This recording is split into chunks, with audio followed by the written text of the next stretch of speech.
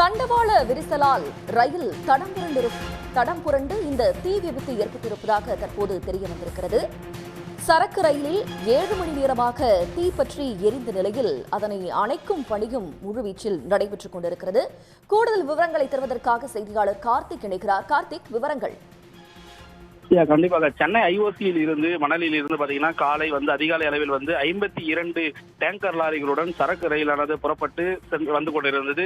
திருவள்ளூர் ரயில் நிலையத்தை கடந்த அடுத்த சில நொடிகளில் டேங்கர் ரயிலில் இருந்து 27 மற்றும் 28வது பெட்டிகளானது தடம் புரண்டு விபத்துக்குள்ளானது. இதனைத் தொடர்ந்து அடுத்தடுத்த பெட்டிகள் 8 பெட்டிகள் தடம் புரண்டு டேங்கரில் இருந்த டீசல் கசிவின் காரணமாகவும் மேலும் இந்த லாரி டேங்கர் திடீர் உராசிவின் காரணமாக தீப்பற்றி முழுமையாக தீயானது காலை 5:30 மணி முதலிருந்து தீ விபத்தானது ஏற்பட்டது.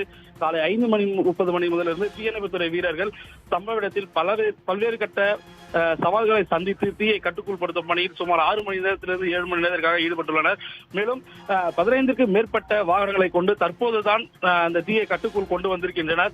மேலும் இந்த விபத்திற்கு முக்கிய காரணமாக கருதப்படுகிறது திருவள்ளூர் ரயில் நிலையத்தில் இருந்து 70வது மைல்கல் இருக்கக்கூடிய அந்த தண்டவாளத்தின் இணைப்பு வெல்டிங்கில் சிறிய கிராக் ஏற்பட்டு, அதாவது தண்டவாள விரிசல் ஏற்பட்டு தண்டவாளம் உடைந்திருக்கிறது.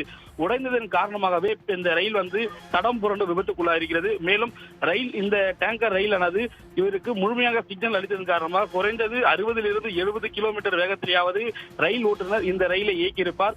அந்த நடுவு பகுதியில், அதாவது 27 மற்றும் 28வது ஆகிய பகுதிகளுக்கு மேல் தான் இந்த விபத்து ஏற்பட்டிருக்கிறது. அதன் காரணமாகத்தான் இந்த ரயில் பெட்டியானது தடம் புரண்டு விபத்துக்குள்ளாயிருக்கிறது. மேலும் இந்த 8 பெட்டிகள் முழுமையாக தடம் புரண்டு விபத்துக்குள்ளானதன் காரணமாக சென்னை பெங்களூரு மார்க்கத்தில் ரயில் சேவை முழுமையாக ரத்து செய்யப்பட்டிருக்கிறது. மேலும் சென்னை அரக்கோணம் வழித்தடத்தில் மின்சார ரயில் சேவையானது முழுமையாக ரத்து செய்யப்பட்டிருக்கிறது. மேலும் சம்பவ இடத்தில் 500க்கும் மேற்பட்ட ரயில்வே ஊழியர்கள் அந்த மீட்பு பணியில் ஈடுபட்டு இருக்காங்க. மேலும் இந்த தீ கட்டுக்குள் கொண்டு வந்ததை தொடர்ந்து அந்த டேங்கர் லாரிகளை அப்புறப்படுத்தும் பணியில் முதல் கட்டமாக ரயில்வே ஊழியர்கள் ஈடுபட்டு வந்திருக்கின்றனர். மேலும் இதை தொடர்ந்து ரயில்வே துறை அதிகாரிகள் விசாரணை துவங்கியதில் இந்த தண்டவாள விரிசலின் காரணமாகத்தான் விபத்து ஏற்பட்டிருக்கக்கூடிய அதிக வாய்ப்பு இருப்பதாக முதற்கட்ட தகவலை தெரிவித்திருக்கின்றனர். உங்களுடைய விவரங்களுக்கு நன்றி கார்த்திக். உடனுக்குடன் செய்திகளை தெரிந்து கொள்ள சன் நியூஸ் பெல் ஐகானை கிளிக் பண்ணுங்க.